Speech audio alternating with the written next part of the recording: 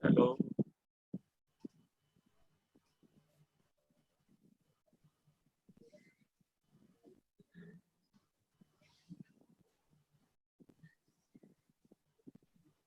Hello, yes, Ashley, I'm sorry to bother you. Organized by the World Zerick Chamber of Commerce, Mumbai chapter. I have the greatest pleasure to introduce my friend and colleague, Zerick Dastur. Zerick Dastur practices in the field of court litigation, dispute resolution, arbitration, and security law. Zerick is a triple gold medalist from the Bombay University. Zerick practice covers diverse areas of corporate, commercial, and regulatory disputes. And Zerick is also representing a number of clients in the manufacturing, engineering, port, infrastructure, and the mining sectors. Zerick practice involves representing clients before various courts like the Supreme Court, High Court, statutory tribunals, SEBI, NCLT, CCI, and many more. Zerick was a former partner of J. Sagar and Company, which is a law firm.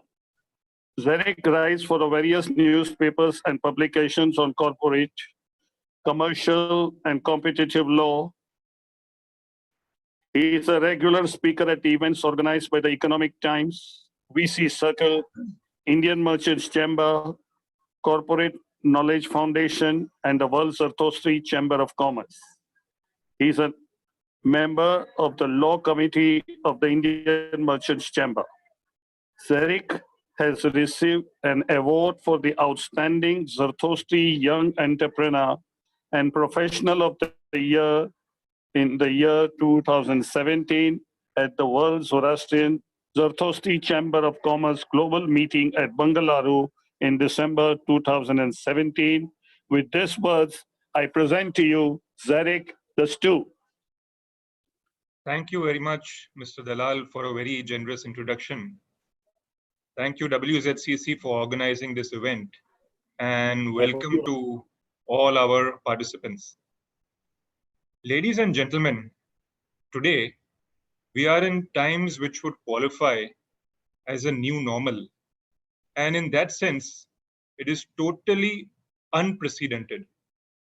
And rather than talking about the obstacles and the challenges that we are facing right now, my mind is drawn to a quote from Charles Darwin, who is credited with the theory of evolution. So Charles Darwin says that it is not the strongest of species that survive, nor the most intelligent, but those who are most adaptable to change. In this situation, we are facing change, and adaptability is the need of the hour. Just the other day, I was reading a story about the year 1664, when England and London faced a similar pandemic like the one which we are facing today. It was the bubonic plague. There was widespread death, disease, and destruction. They also were experiencing a situation like what we are experiencing today, in the nature of lockdown of all regular activities.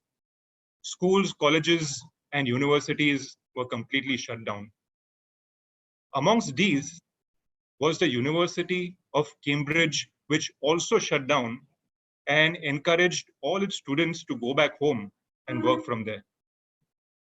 One such student took this as an opportunity. He spent time himself working at home, working in isolation, and the work that he created during this period is today what we know as the laws of motion and the laws of gravitation. This individual is none other than Sir Isaac Newton.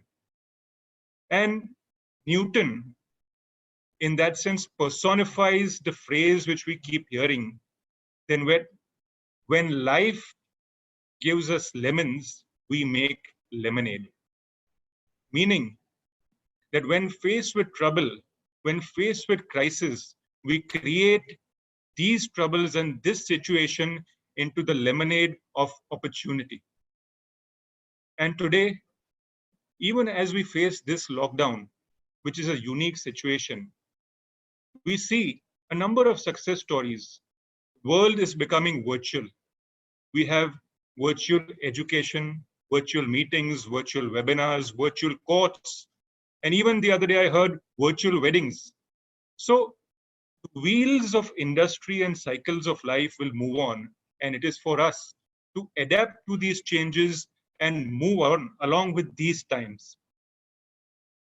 Even speaking of our topic today, in the context of lemons and lemonade, if you look at the lemon, that is the various concerns and issues surrounding aspects which we will speak about today, including our contractual issues, labor issues, issues to do with employer-employees, wages, issues concerning rent. We must understand that as we move forward in this difficult time, we will create with it opportunities. We will take along with us for the future the preparedness, the learnings, the awareness out of this experience, which will be the lemonade which we will take with us in the future. So having said that, let us now look at our topic today, which essentially is divided into three aspects.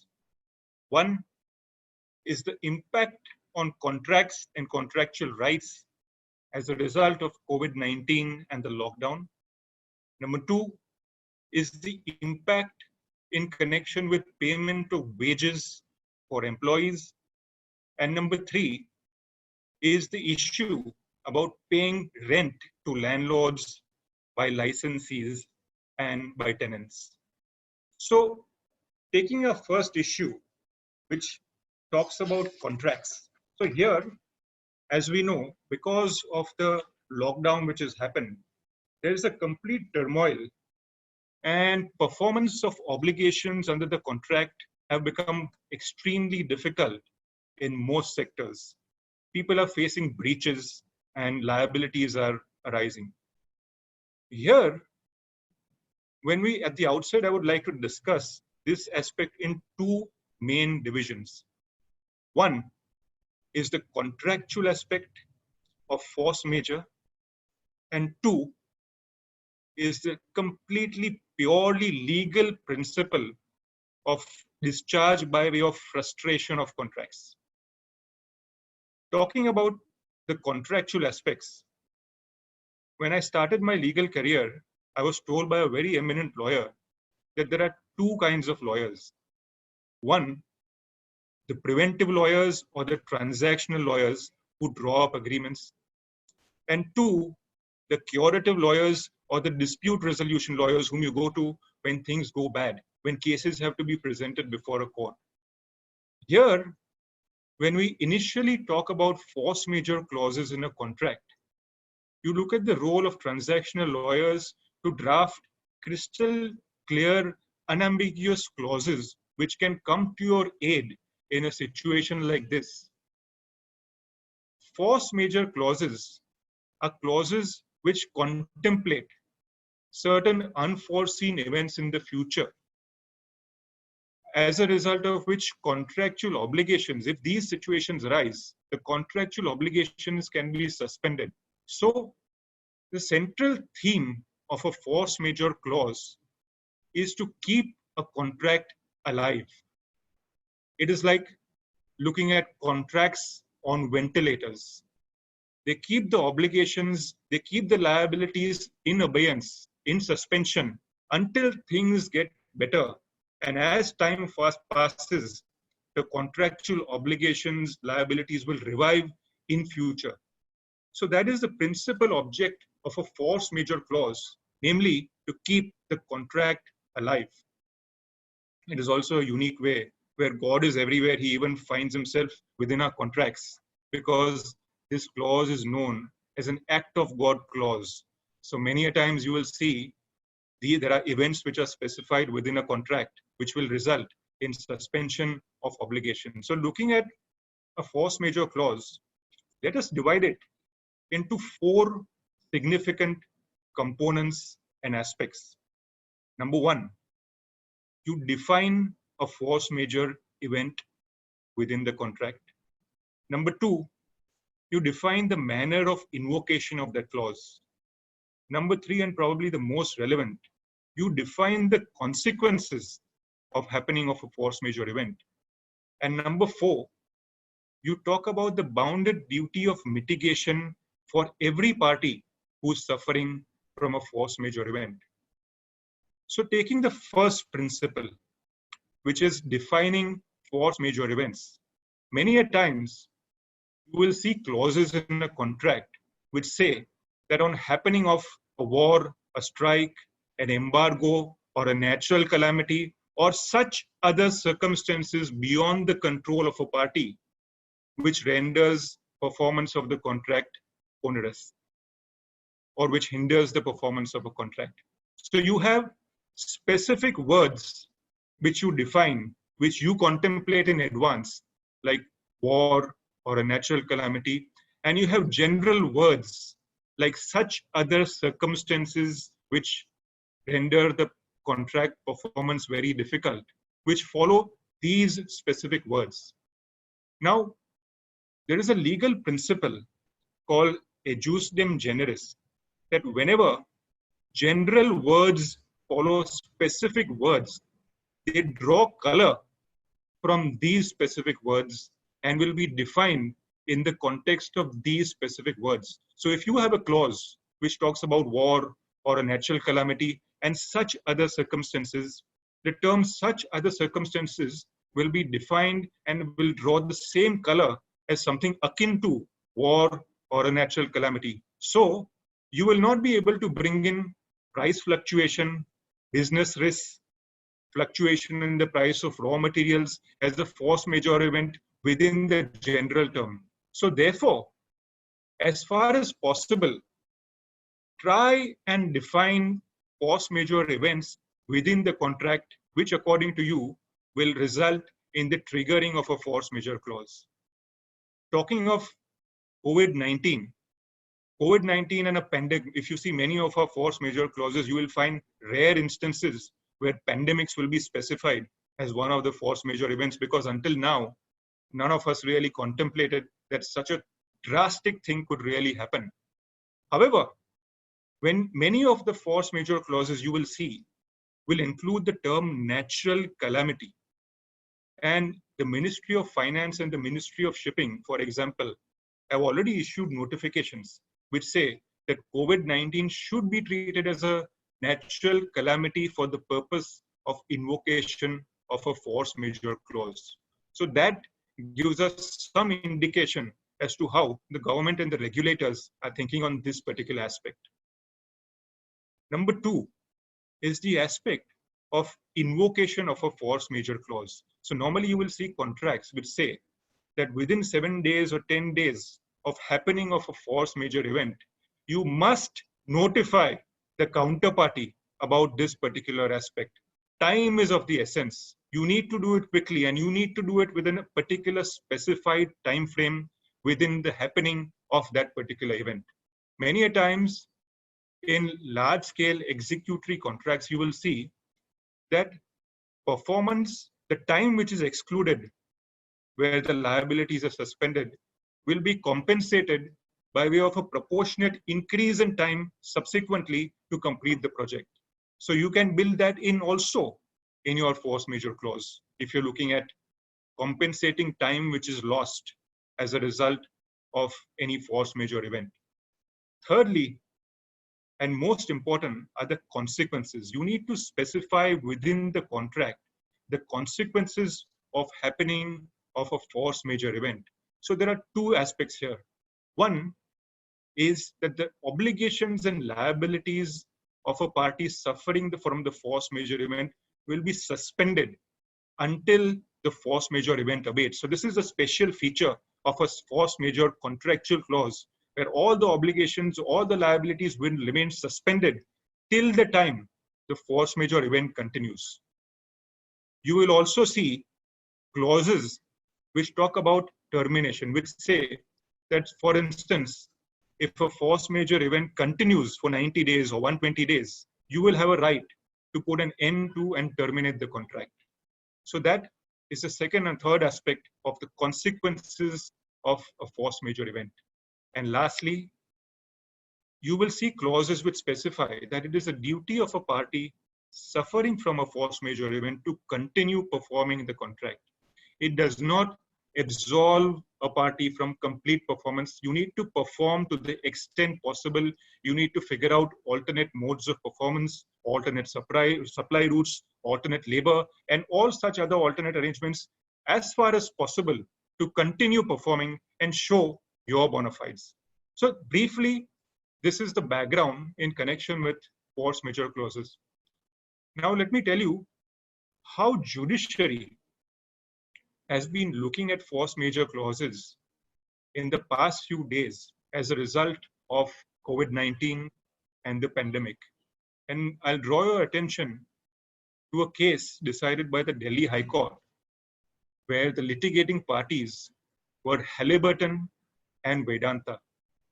Just before I tell you the facts of this case, I'll give you a very brief summation on the principles governing invocation of bank guarantees. Many a times in contracts which require performance, you will see parties giving bank guarantees to the counterparty, which secures the performance. The law in connection with restraining invocation of bank guarantees is extremely strict and rigid. Courts will grant reliefs and injunctions on invocation only in the rarest of rare cases. And the norm is to uphold the guarantee contract and not grant an injunction or a stay on bank guarantee. So this is generally the legal principle which we need to keep in mind while we discuss the facts of this case, which are as follows. So Halliburton had contracted with Vedanta for development of certain oil fields. As a part of the contract, they had given 8 performance bank guarantees. Thereafter, while the contract was ongoing, the COVID-19 pandemic broke out, the lockdown happened, and Halliburton wrote to Vedanta that because of the lockdown, they were currently not able to perform, and they had a force majeure clause within the contract. So they invoked that clause and said that because of the force majeure, they were exempted from performance for the time being, and the bank guarantee should not be invoked because this is not their fault. This is a lockdown which is imposed by the government. When they did not receive a favorable response from Vedanta, they were constrained to move the Delhi High Court. And Delhi High Court looked at the force majeure clause, looked at the situation, it said, yes, this is a unique situation. There is a force majeure clause. There is a lockdown. Performance is not possible. And therefore, they did grant a stay on invocation of bank guarantee. Now, as I said, this is not the norm, but it gives you an insight into how courts are thinking, how courts are looking at this situation to arrive at working solutions as a relief-oriented approach to grant reliefs in the current situation where everyone is suffering. So this is something which gives some insight as to how courts are looking at force majeure clauses. Now, coming to the second aspect, which is the concept of frustration of contracts. Now, this is a purely legal principle, and the statutory framework can be found in the Indian Contracts Act in Section 32 and Section 56. Section 32 talks about contingent contracts, contracts which are contingent on happening of a certain future event are only enforceable if that event happens. And largely the focus of our discussion is Section 56 of the Contract Act, which says that a contract to perform an impossible act is void, and a contract which subsequently gains the color of impossibility after entering into the contract becomes illegal or becomes impossible that contract will also be void. So this is the legal framework covering frustration of contracts, and it's purely to deal with law. As they say, there is no better way to exercise your imagination than the study of law. No artist can interpret nature as freely as a lawyer will interpret a contract. So here, talking about frustration, there's a whole gambit of law from 1954 to 2017, where Supreme Court has analyzed case after case to understand and decide whether or not to grant the relief of discharge by way of frustration. And if I were to summarize this law spanning over 70 years into 4 broad principles, they would be as follows. Number 1, frustration and discharge by way of frustration is an exception. It is not the norm. Courts are highly reluctant to discharge parties by way of frustration, and it is only in exceptional cases that the remedy of frustration of contract will be granted. Number 2, just because a contract becomes difficult to perform or onerous to perform, it does not mean that courts will absolve you by way of frustration. It has to be something far, far more drastic. It has to be something which strikes at the root of the contract and completely changes the color of the contract so as to render it completely impossible or impracticable to perform, which will result in the remedy of frustration. Number 3, and a particular difference and distinction from a force majeure clause, is frustration discharges parties from performing the contract. It puts the contract to an end. It renders the contract void. Unlike force majeure, where the idea is for the contract to survive, as I said, contract on ventilator. It is a means to keep the contract alive by suspending the obligations for the time being. But when you invoke the legal remedy of frustration, there is no suspension. If you succeed, the contract will be discharged and the contract will be terminated.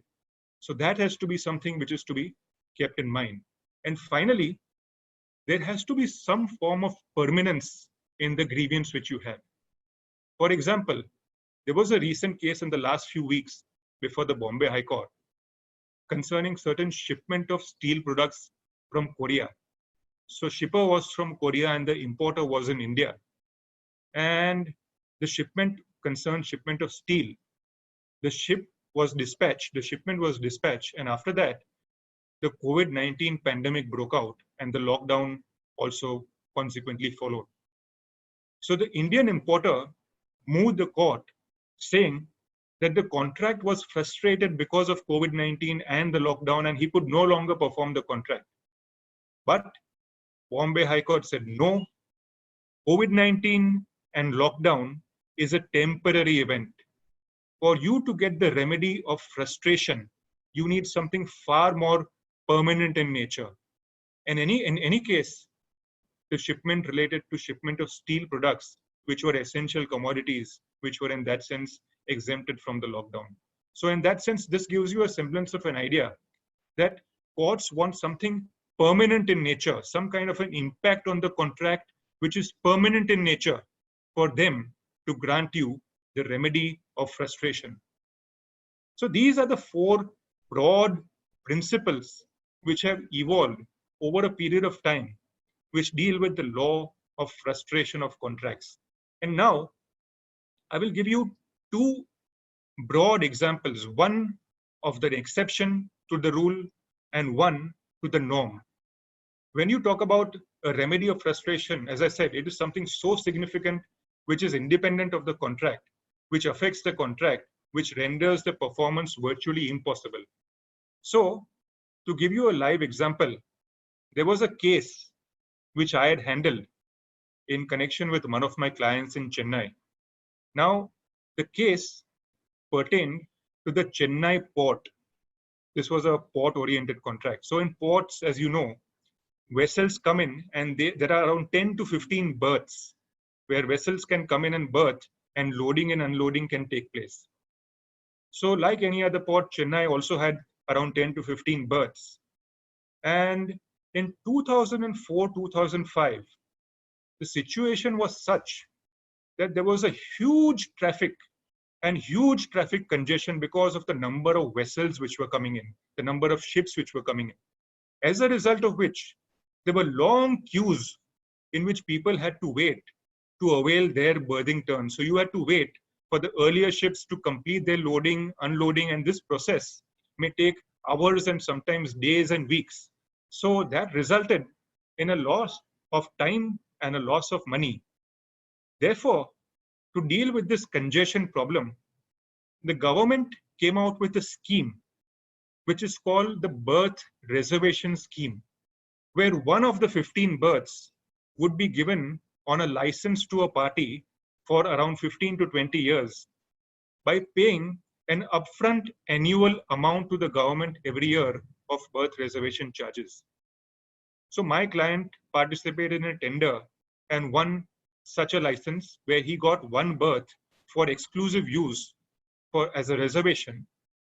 And what he had to do is he had to pay an annual sum in advance every year to the port as license fee.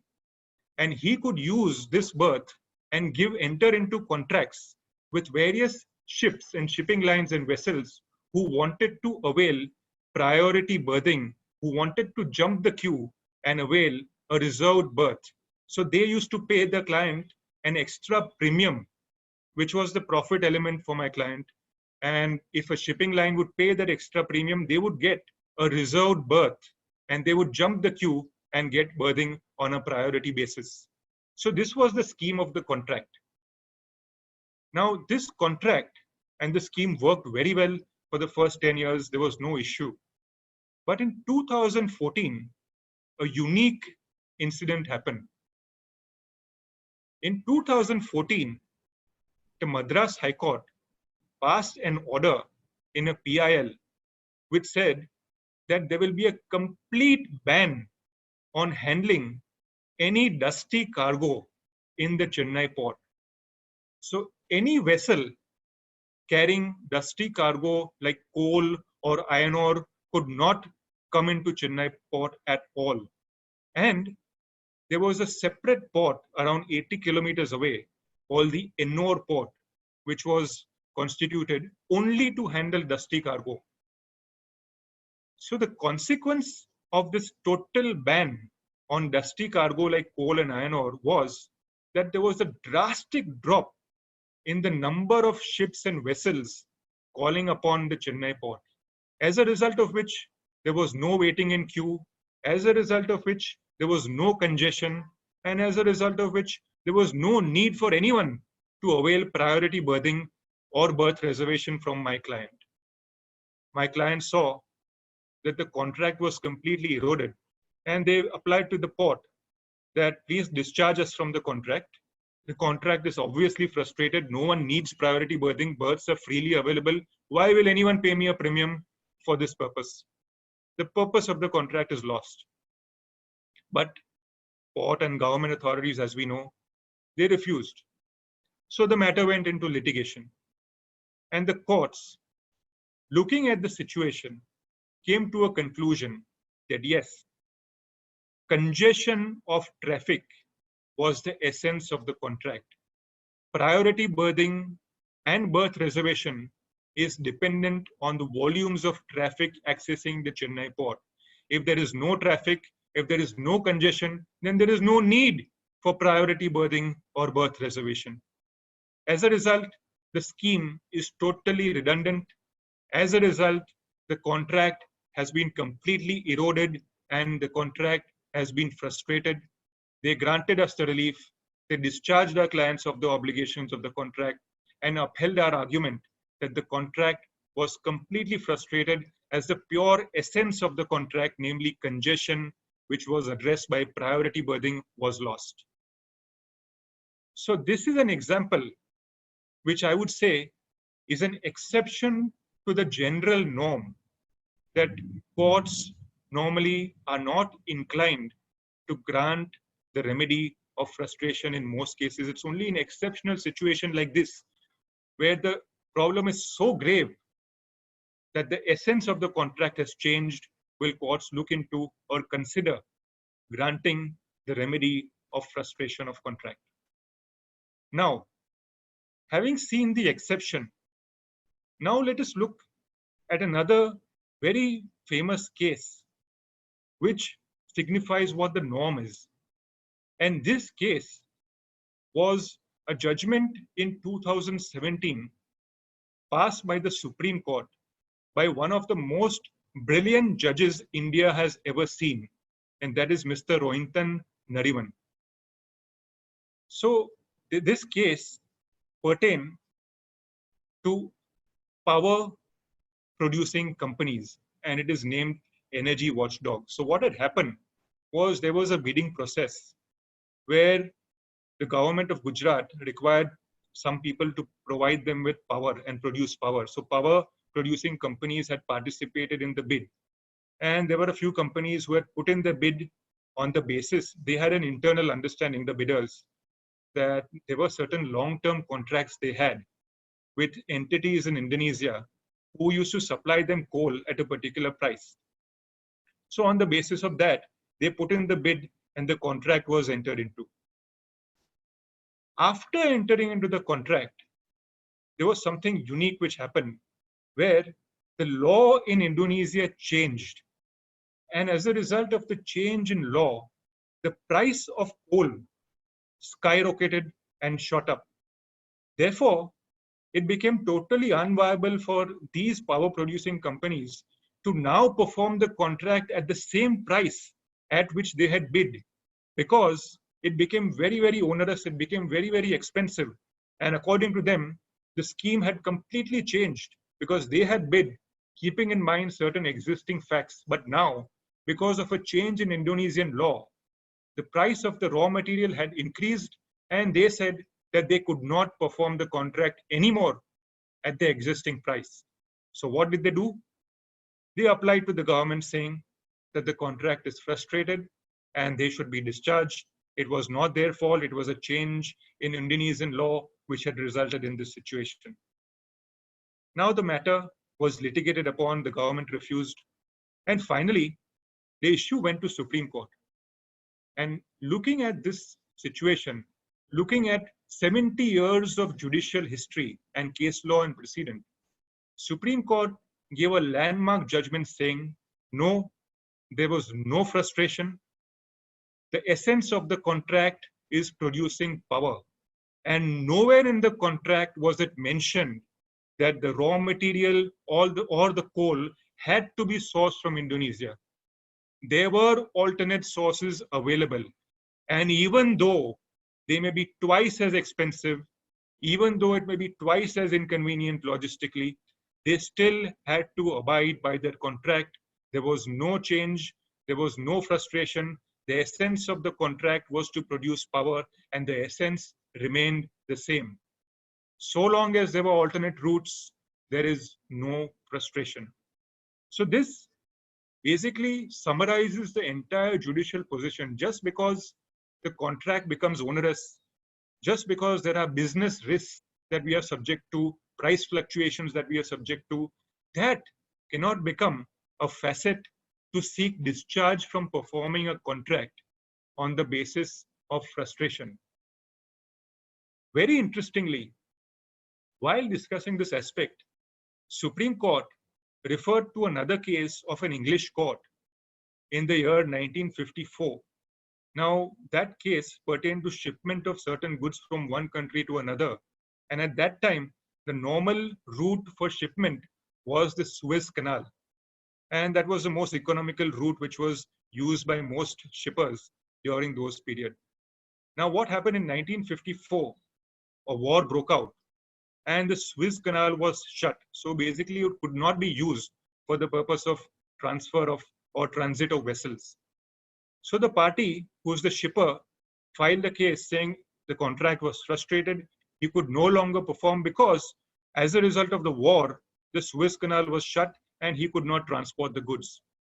When the matter went to court, court said, no, there is no frustration because there is an alternate route which is available and you can go all the way down Cape of Good Hope under South Africa and perform the contract. And even though that route is twice as expensive and twice as long, so long as there is an alternate route, there is no frustration.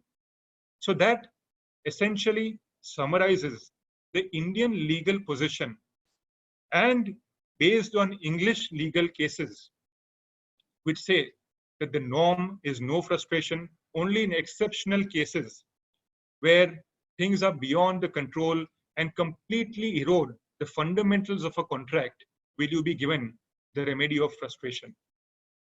A connected topic here is the aspect of, in some of these long-term infrastructure contracts, you will see that there is a clause called a change in law clause, which says that after entering into the contract, if there is a change in law which substantially affects the rights of one of the parties and renders the contract commercially unviable, the parties should renegotiate and amend the contract.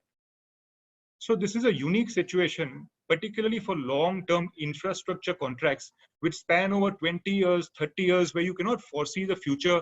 If there is any change in law, if there is a new tax regime which is implemented, it completely changes the equilibrium of parties. And therefore, in advance, in the contract, you provide for this kind of a clause where you can take recourse to that clause in case of happening of such an uncertain future event like a change in law, which renders the contract commercially unviable. So this is one of the important aspects to be kept in mind while drafting a contract, particularly in long-term infrastructure contracts, to provide for a clause called the change in law clause, which provides you with this remedy to try and renegotiate and change the contract by mutual consent. In this connection, as we deal with force majeure and frustration, we have seen a number of developments in the various ministries of the government. Ministry of Finance has issued a notification which says that COVID-19 should be treated as natural calamity and consequently will be a valid ground to invoke force majeure clauses. Similarly, Ministry of Shipping has also issued a notification saying COVID-19 should be treated as a natural calamity and that the ports should not impose penalties on port operators who are suffering as a result of this pandemic and performance which is affected as a result of this pandemic. We are also aware of the measures which have been taken by the RBI, which is the country's financial regulator, which has granted a moratorium on payment of loans for a period of 3 months from March, which has now been extended to August. So this is also something which gives relief to a number of borrowers who are unable to meet their financial obligation as a result of the pandemic and the lockdown. We also have the Insolvency and Bankruptcy Code. Now, as we know, this is a code which is invoked whenever you want to file petitions claiming that insolvency and non-payment of debt by certain companies. So because of the COVID-19 pandemic and the lockdown, it has been announced, which will soon culminate into a notification, that the government intends to suspend the operation of the Insolvency and Bankruptcy Code for a period of 1 year. This is obviously because so many companies are suffering as a result of the lockdown and consequently cannot or are unable to fulfill their financial commitments. So this is a positive move by the government in the context of the lockdown and the pandemic. We have the Supreme Court, which is also very active in this segment. And recently, it has passed an order suspending the period of limitation. As we know, for any suit proceeding to be filed, you have to file it within a specified period of time. And that is the period of limitation. So Supreme Court has suspended the period of limitation for the period of this lockdown. So this entire period of lockdown will be excluded and will not be taken into account while computing period of limitation for us to file claims. So this is also a very welcome relief-oriented measure, which will definitely help a number of litigants who are unable to file cases as a result of the lockdown. So this is the first aspect which we discussed about the impact of COVID-19 on the contracts, the contractual issue of force majeure, and the purely legal concept of frustration of contracts. Many a times this question comes up whether COVID-19 will be treated as a frustration event. But in most cases, of course, it has to be seen on a case-to-case basis. But in most cases where the contract duration is long, this could be treated as a temporary measure, and therefore it may be a challenge to get a relief of frustration on the basis of COVID-19 or the lockdown. But having said that, obviously, it depends on the nature of the contract, it depends upon what has been agreed upon, and it depends upon a case-by-case analysis to see whether the relief is applicable or not. Coming to the second aspect of our discussion today is a very interesting question about payment of wages. Now, there's a lot of uncertainty surrounding this aspect of payment of wages to employees. In March 20th of 2019, the Labor Ministry had come out with an advisory. Now, this is an advisory, it does not have the force of law.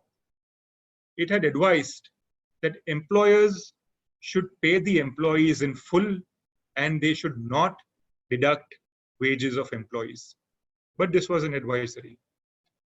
After that, on March 29th, this is very significant, the Ministry of Home Affairs, under the Disaster Management Act, issued a notification making it compulsory for entrepreneurs to pay wages to workmen and not terminate the services of workmen during the lockdown period.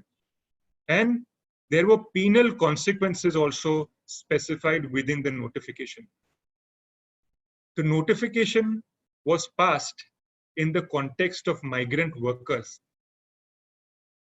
After this notification, various state governments, including the governments of Maharashtra, UP, Delhi, Telangana, issued their own state notifications, because under the Disaster Management Act, this falls under a concurrent list and both the center and the state can make laws.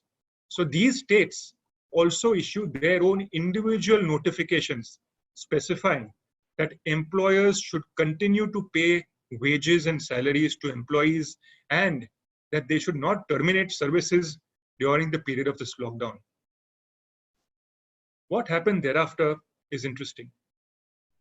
A number of small scale and medium scale enterprises got together and approached the Supreme Court and various high courts at the same time, claiming that it was totally unfair on them to be constrained with this obligation. When there was no income, they were finding it very difficult to make full payment of wages to employees. And so they filed these petitions before the Supreme Court, claiming relief, and also challenged the constitutional validity of these notifications concerning labor and wages issued under the Disaster Management Act. Initially, when the matter came up in April, Supreme Court took notice, issued notice to the government and asked them to file a reply specifying how they plan to implement these notifications, and a particular fixed period of time was granted to the government to come up and file a detailed reply. Thereafter, on the second occasion when this matter came up for hearing, Supreme Court granted a pro-employer order in certain cases, saying that there will be no coercive steps taken against employers who fail to make full payment of salaries and wages as a result of the lockdown, as they are equally affected like the employees. Then what happened was very significant.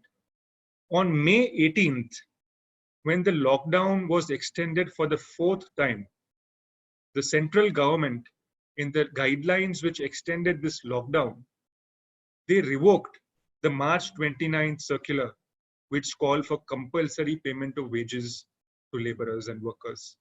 So as far as the central circular is concerned, they have already revoked it. Now, the state circulars, including the Maharashtra notification, continues to remain alive. And consequently, the challenge in Supreme Court and the Bombay High Court also continues to remain alive as far as it relates to two aspects. One is the challenge to these state notifications in that sense, which have not yet been revoked. And number two is the challenge in connection with the interim period between March 29th, when the notification was initially issued, to May 18th, when the notification was withdrawn. There is total uncertainty as to what will happen as far as that interim period was concerned.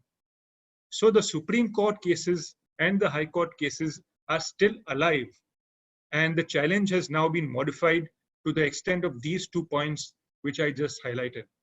In fact, as we speak, this matter had come up for hearing today before the Supreme Court, and the Supreme Court has given time to the government for one more additional week to file a reply and make it stand clear as to what is the plan on implementation of these notifications. But as we saw, there have already been interim orders passed which work in favor of employers, which say that there will be no coercive steps taken against employers in case they are unable to meet or comply with these notifications issued from time to time. So we also read today, there was another case where the jute manufacturers had approached the Supreme Court asking for a similar relief. And there also, government has been given time to come back with a reply, and in the meantime, there will be no coercive steps taken against the employers. So this is a unique situation where all the parties in that sense are suffering. And the best approach would be an approach which is amicable and conciliatory, where employers and employees can work out their solutions and the way forward and deal with the situation in a unified way, which will be in the mutual interest of both the employers and the employees. So this is as far as it relates to the aspect of payment of wages. It is a live matter. I will try and keep all of you updated as to what happens when Supreme Court finally decides this issue, particularly to deal with the state notification in Maharashtra, for which many of us will in that sense be directly relatable to. Finally, we come to our third topic, which is another very interesting issue about payment of rent and COVID-19 lockdown. Now, here, like any other contract, an important thing to be kept in mind is there are two aspects, a contractual aspect and a legal aspect. If your contracts, your lease agreements and your leave and license agreements have a force majeure clause which provide for suspension or deferment in payment of rent, that clause will be upheld by the courts. That has already been indicated by the Delhi High Court in a case which I will just highlight. But it is important, at least for future contracts, keep this in mind. Provide in each and every lease and leave and license agreement, as a tenant, as a landlord, events of force majeure, which will result in the suspension of payment of rent in the short run.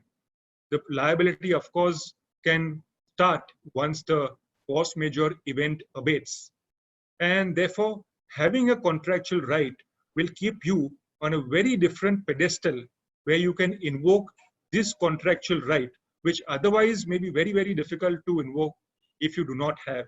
So for instance, if you were to talk about the legal aspect, now in terms of leases, if there is no force majeure clause in your contract, you will be governed by the Transfer of Property Act.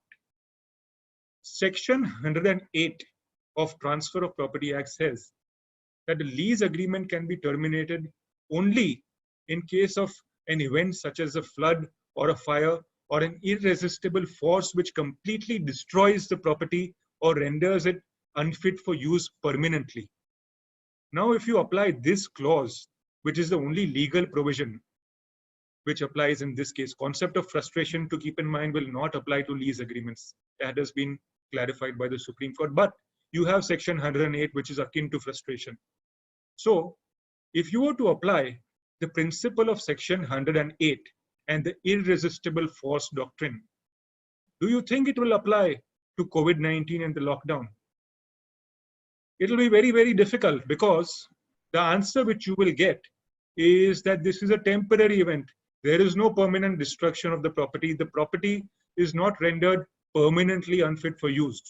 So therefore, as I said, it is imperative that, keeping the future in mind, we have in our lease and leave-in license agreements force majeure clauses which specify the rent payment obligation will be suspended during the period the force majeure event continues. And I've seen many lease agreements which say that, for instance, the event continues for 30 days or 45 days, the agreement can also be terminated. Just last week, to summarize what I've just said, there was a judgment passed by the Delhi High Court in the context of a case in Khan Market concerning a shop. The shop owner had approached the Delhi High Court asking for suspension of rent because of the lockdown, and because the shop was not open, there was no income, and he asked for suspension from payment of rent. Now, the court saw that there was no agreement which had a force majeure clause. The court said that had your agreement had a force majeure clause, things would have been very different. We would have enforced the force majeure clause. We would have suspended payment of the rent. But in your case, there is no force majeure clause which will come to your rescue. Applying section 108 of the Transfer of Property Act, again, the court said that COVID-19 and lockdown is a temporary event. It cannot be considered something as an irresistible destructive force rendering the property permanently unfit, and therefore no relief was granted. Of course, these are the legal principles which courts have, but they also have the equity jurisprudence and equity jurisdiction, where they can work out solutions which are working solutions in times of crisis. So parties are made to agree on working solutions which obviously are the need of the hour. And even if you look at the concept of rent, a cue can be found from how countries like Singapore, Germany, and UK are dealing with the situation. They have passed a law where a 3-month moratorium has been put on any landlord who wants to try and reclaim a property on the ground that the rent has not been paid. So no litigation can be initiated by a landlord in Singapore, UK, and Germany for a period of 3 months. So that liberty, that time has been given to tenants to make good and make the payment, because obviously everyone is suffering as a result of the lockdown. Even in this situation, it is best that landlord and tenant can work out working solutions, keeping in mind the long-term relationships, rather than taking recourse to the court route. It is a time where one needs to look at conciliatory approach, an approach of compromise, an approach of amicable settlement. And we have seen a number of lease and leave-in license agreements where various differences are sorted out between the landlord and the tenant by way of inter-party discussion. Looking at the whole situation, it is best to understand that even a bad compromise is better than a wonderfully good-looking lawsuit, because litigation is a legal right which ensures that every corporation spends at least a decade in court, and you want to be away from it as far as possible. So therefore, the need of the hour is to try and work out conciliatory solutions which are in the interest of all the parties. And again, we can look up to countries like Singapore, which very interestingly last month passed a new legislation called the COVID-19 Temporary Measures Act, which provides a moratorium of 6 months on starting any litigation in connection with certain contracts like construction contracts and tourism contracts, which have suffered immensely as a result of this lockdown. So no litigation can be initiated for a period of 6 months.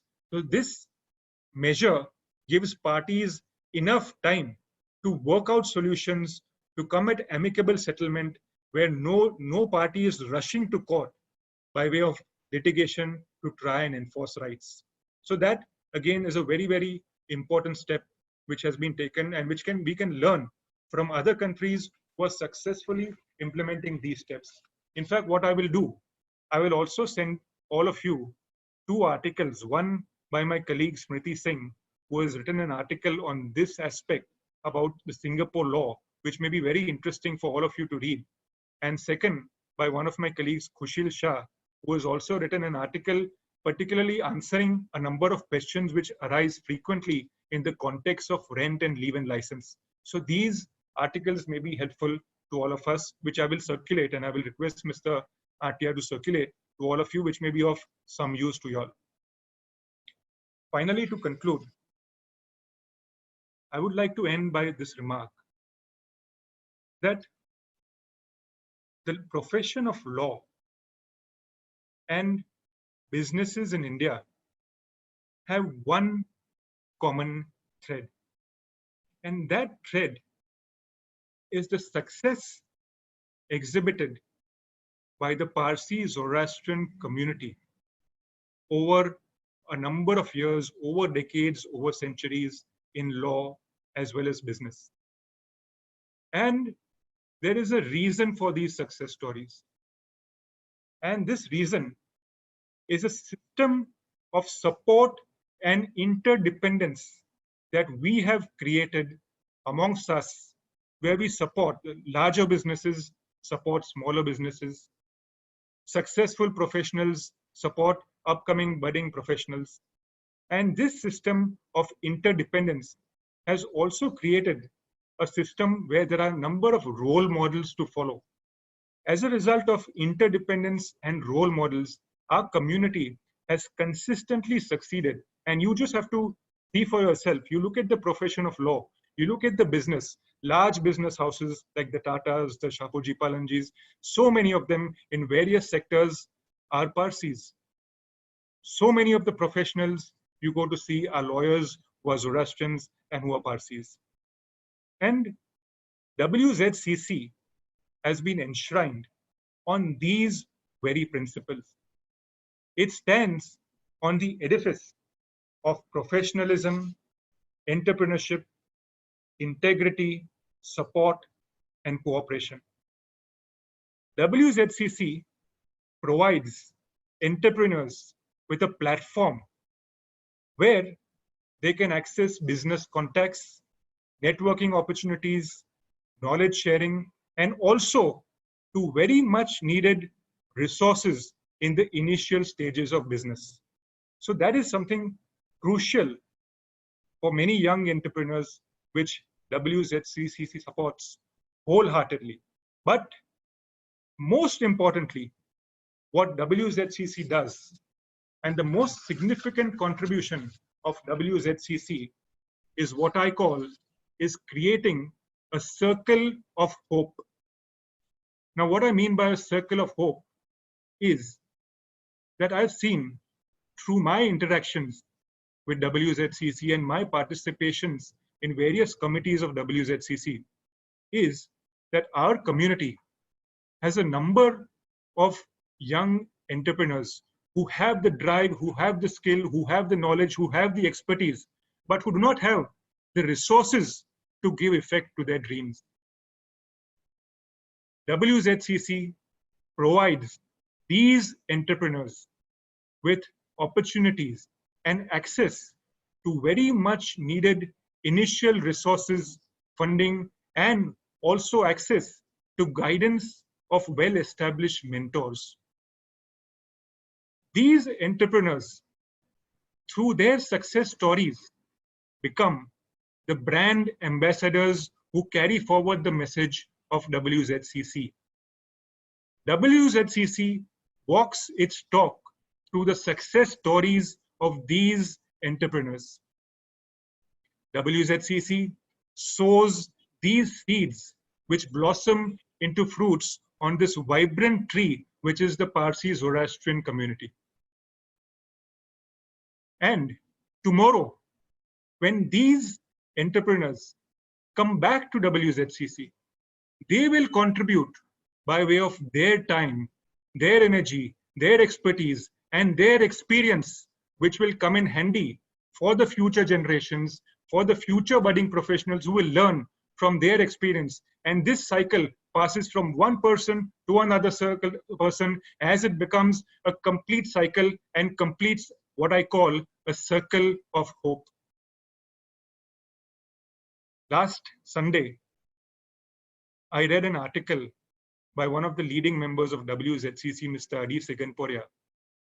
And he rightly says that because of the lockdown, there is a situation where companies are taking harsh measures and cutting jobs.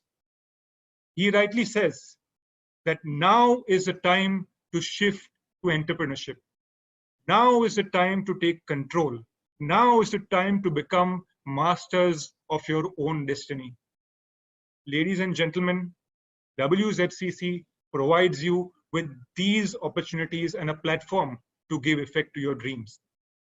Opportunities do not make appointments.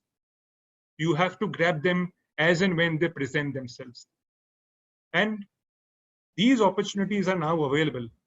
WZCC welcomes every member of our community with open arms to register as member, come and join us, join in this amazing journey which is defined by the success stories which culminate out of the WZCC experience. It is a simple process. You can click, it's one click away. You can register online, or you can contact Mr. Aspi Atia, who will guide you through the process of enrolling as members, where you will avail these benefits from WZCC and which you can contribute. You can become a part of this journey where you will contribute to the future generations and complete what I call is this circle of hope. Ladies and gentlemen, I would like to conclude by saying that these are testing times and our mettle will be tested in these times. And the key to success is and lies in what we call adaptability. As they say, life is not about waiting for the storm to pass. It is about learning how to dance in the rain. Thank you very much, everybody, for a wonderful session. And I'm very, very grateful to all of you for a very, very patient hearing. If there are any questions which I can take, I'll be happy to take them. Or what we can do, I'll request Mr. Tantra, who has already put up my email ID on the screen, where questions, if anyone have, they can address these questions to me, and I will reply to these questions.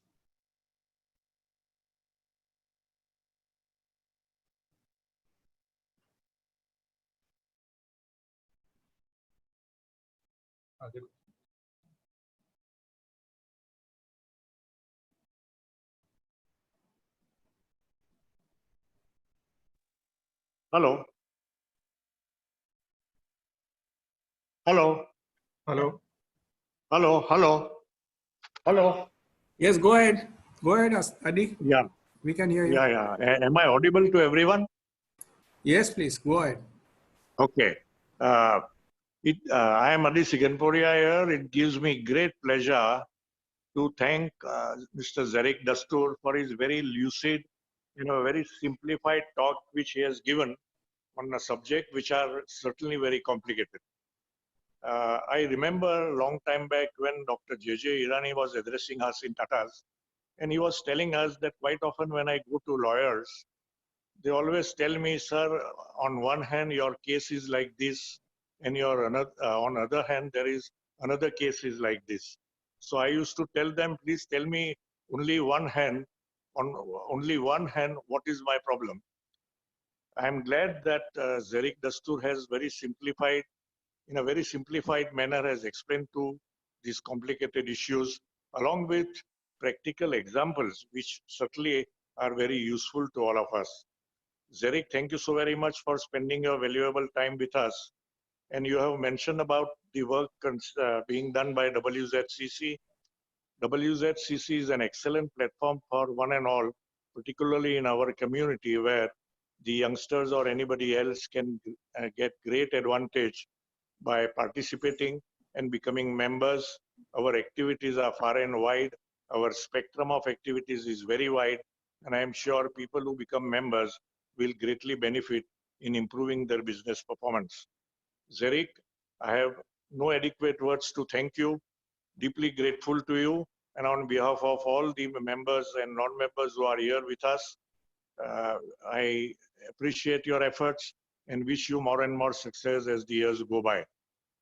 Thanks a lot. Thank you. Not at all.